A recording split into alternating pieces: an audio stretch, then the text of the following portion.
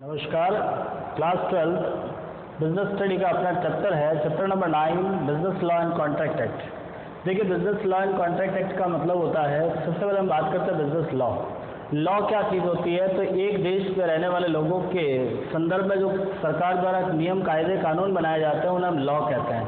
हम उसका एक छोटा सा डेफिनेशन अर्थ समझने की कोशिश करते हैं कि किसी देश, राज्य या स्थानीय सरकार द्वारा आर्थिक, सामाजिक, राजनीतिक क्षेत्रों में मानवीय व्यवहारों को व्यवस्थित एवं नियंत्रित करने के लिए जो नियम, उपनियम, वैधानिक प्रावधान, कायदे कानून तैयार किए जाते हैं उन्हें हम लॉ कहते हैं, विधि कहते हैं, संनियम कहते हैं, राजनियम कहते हैं। एक बार फिर से आप समझिएगा कि किसी देश की राज्य सरकार हो या केंद्रीय सरकार हो या स्थानीय सरकार हो, उन्होंने उस देश में रहने वाले लोगों के लिए आर्थिक क्षेत्र, राजनीतिक क्षेत्र, सामाजिक क्षेत्र में मानवीय व्यवहारों को, जो मानवों द्वारा जो व्यवहार किए जाते हैं उनको व्यवस्थित और नियंत्रित करने के लिए जो नियम कायदे कानून बनाते हैं, उन्हीं नियम और कायदे कानून को हम यहाँ पे संनियम या राजनियम कहते हैं। नेक्स्ट आता है हमारा जो मेन टॉपिक है वो बिजनेस लॉ है। देखिए, हमारे पर्सनल लाइफ, सोशल लाइफ से रिलेटेड बहुत सारे लॉ बने हुए हैं।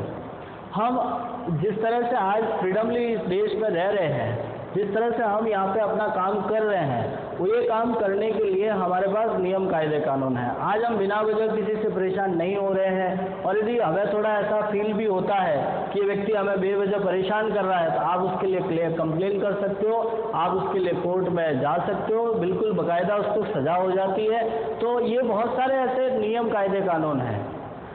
ठीक इसी प्रकार से जो व्यापार किया जाता है, देखिए आपको भी पता होगा, किसी भी देश की जो धुरी कहलाती है, किसी देश का जो विकास है वो आर्थिक विकास से ही संभव होता है, मतलब पैसा।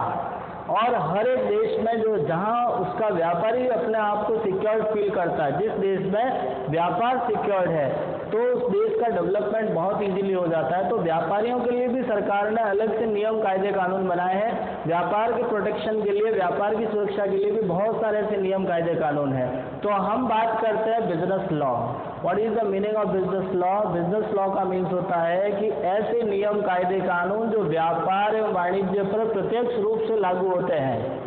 ऐसे नियम कायदे कानून जो व्यापार एवं वाणिज्य, जो ट्रेड एंड कॉमर्स पे डायरेक्टली एप्लीकेबल होते हैं, उन्हीं को हम कहते हैं बिजनेस लॉ।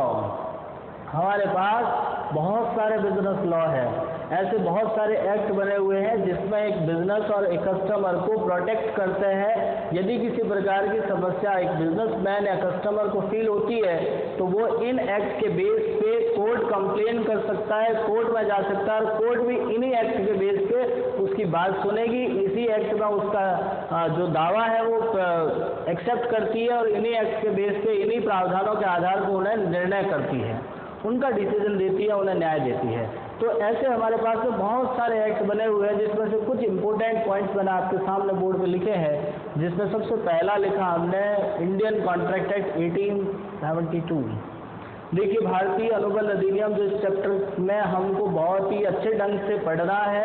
इस चैप्टर में हमने बहुत अलग अलग तरह से उसको समझाया गया है। हम आगे के अगले क्लास में उसको समझेंगे। फिलहाल हम इतना ही जानते हैं, कॉन्ट्रैक्ट एक्ट का मीन्स होता है दो पर्सन आपस में किसी एक बात पर सहमत होते हैं और उस काम को करने के लिए जो आगे उन्होंने नियम, शर्तें, कायदे कानून रखी है उसके अनुसार वो पूरा करते हैं। यदि किसी प्रकार की उनके कॉन्ट्रैक्ट या एग्रीमेंट में समस्या आती है, तो इस एक्ट के प्रोविजंस के बेस पे उसका निर्णय दिया जाता है।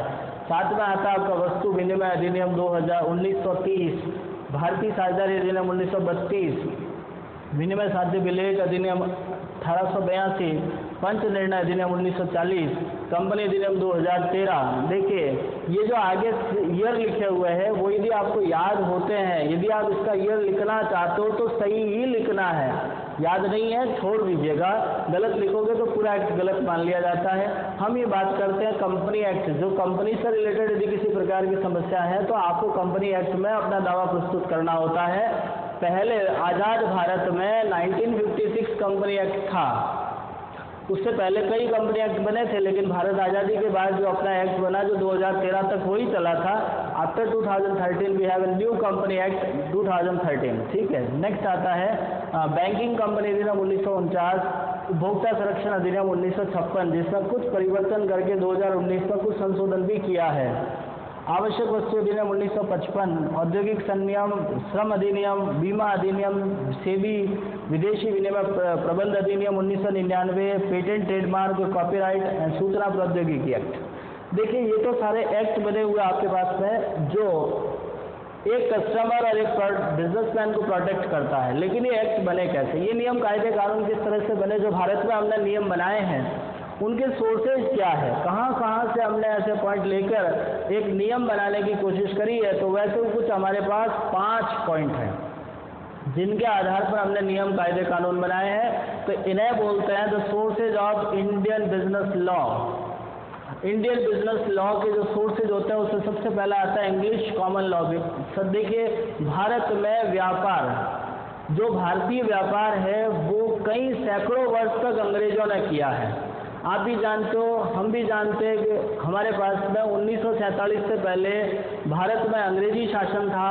इंग्लैंड से जो लोग आए थे उन्होंने बिजनेस के पर्पज से भारत में आए और यहाँ पे कई वर्षों तक हमारे पास एक, जैसे हम कह सकते हैं कि 200 साल तक अंग्रेजों ने यहाँ काम किया।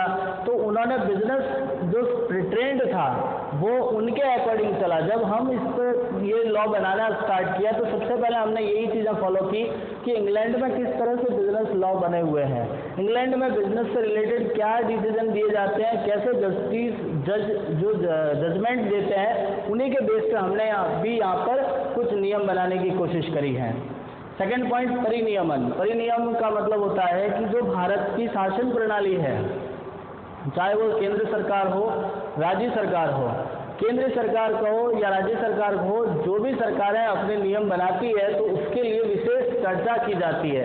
यदि आप एक स्टेट गवर्नमेंट की बात करते हो तो स्टेट गवर्नमेंट के लिए जो सदन है विधानसभा है, विधानसभा में चयनित लोग उन बातों पर चर्चा करते हैं और जो चर्चा करने के बाद जब कोई नियम बना दिया जाता है तो उसे परिनियमन या अधिनियम कहते हैं।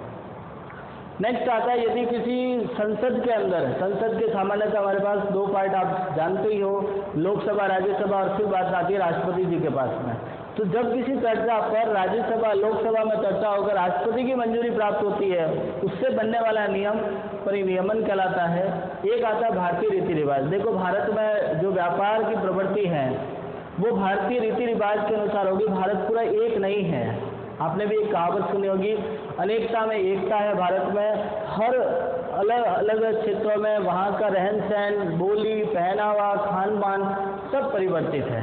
तो भारत में रीति रिवाज बहुत ज़्यादा है, संस्कृति बहुत अलग अलग है। तो सारी संस्कृतियों के अनुसार जो प्राचीन भारत में जो कुछ परंपराएं चल रही है उन्हीं परंपराओं का फॉलो करते हुए, उन्हीं परंपराओं को मान्यता देते हुए, उन्हीं के आधार पर जो नियम बनाए गए हैं वो एक हमारा सबसे बड़ा सोर्सेज माना गया।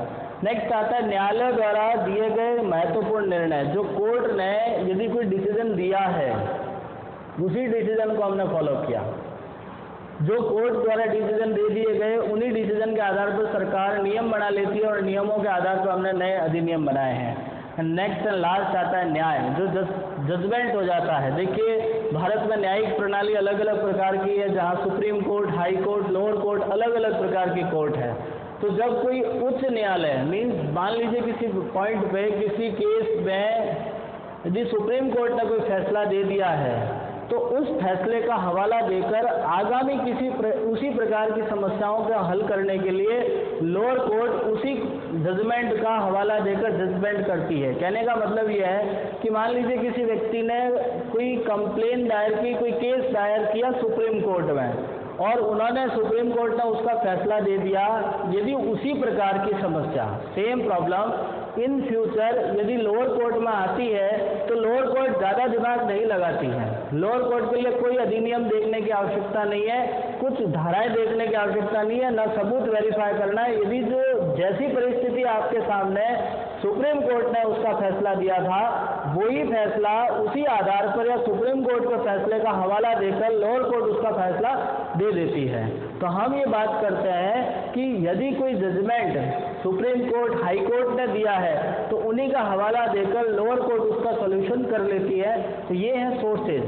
नेक्स्ट हमको इस टॉपिक में कॉन्ट्रैक्ट एक्ट पढ़ना है। मेन हमारा इस टॉपिक में कॉन्ट्रैक्ट एक्ट है। कॉन्ट्रैक्ट का मतलब होता है अनुबंध करना, जब 2 या 2 से अधिक व्यक्ति मिलकर किसी काम को करते हैं। किसी बात पर सहमत होते हैं तो उन सारी चीज़ों को समझेंगे, उसकी धाराओं को समझेंगे। उम्मीद करता हूँ आपको ये समझ में आया होगा। आप इसको ज़रूर एक बार नोट डाउन कीजिएगा। यदि किसी प्रकार की समस्या रहती है तो आप हमें ज़रूर बताइएगा। धन्यवाद।